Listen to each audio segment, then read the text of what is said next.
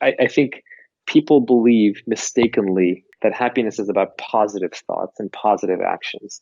But the more I've read, the more I've learned, the more I've experienced, because I verify this for myself, every positive thought essentially holds within a negative thought. It's all duality and polarity. So if I say I'm happy, that means that I was sad at some point. If I say he's attractive, then that means that somebody else is unattractive. So every positive thought even has a seed of a negative thought within it, and vice versa. You mentioned happiness being one of your top priorities. What is happiness to you? Like, what does that mean? What does that word mean? Can you unpack that? Yeah, it's a very evolving thing. I think, like all the great questions, when you're a little kid and you go to your mom and you say, "What happens when we die? Is there a Santa Claus? Is there a God? Should I be happy? Who should I marry?" Those kinds of things. There are no glib answers to that, because there are no answers that apply to everybody.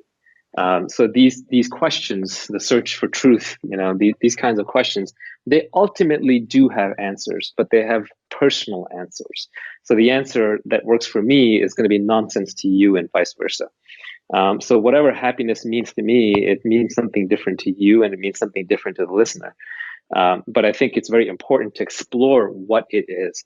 And for some people, I know it's a flow state. For some people, it's satisfaction.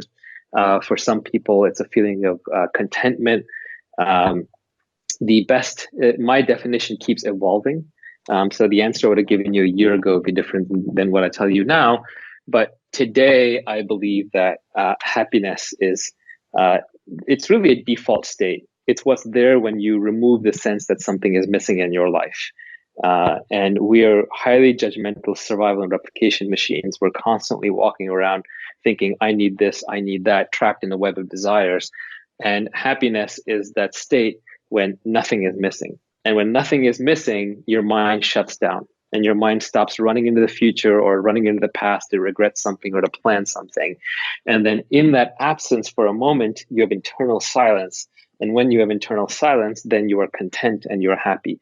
Uh, I think people believe mistakenly, and feel free to disagree, because again, it's different for everybody. But people believe mistakenly that happiness is about positive thoughts and positive actions. But the more I've read, the more I've learned, the more I've experienced, because I verify this for myself, every positive thought essentially holds within a negative thought, is a contrast to something negative.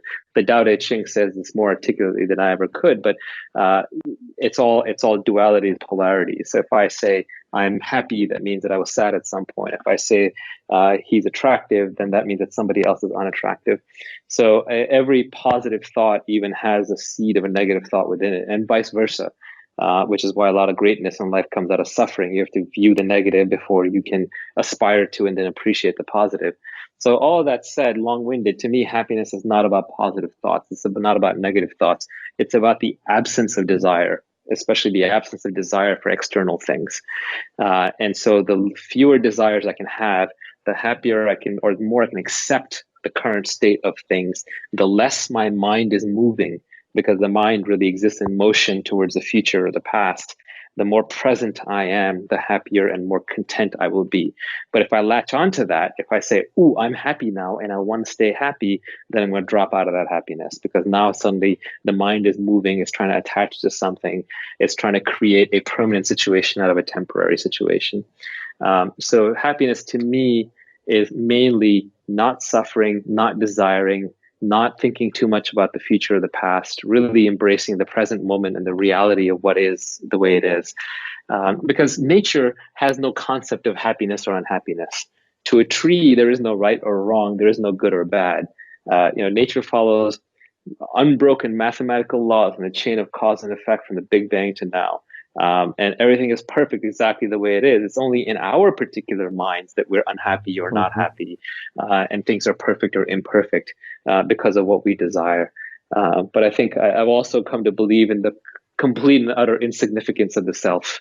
And I think that helps a lot. Like, for example, if you thought you were the most important thing in the universe, then you would have to bend the entire universe to your will. Because if you're the most important thing in the universe, then how could it not conform to your desires? And if it doesn't conform to your desires, something's wrong. However, if you view yourself as a bacteria or an amoeba, or if you view all of your works as writing on water or building castles in the sand, then you have no expectation from how life should actually be. Life is just the way it is. and then you sort of accept that, and you have no cause to be happy or unhappy. Those things almost don't apply.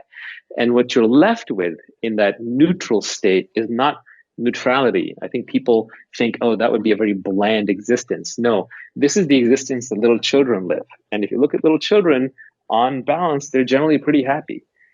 Because they're really immersed into the environment in the moment without any thought of how it should be given their personal preferences and desires.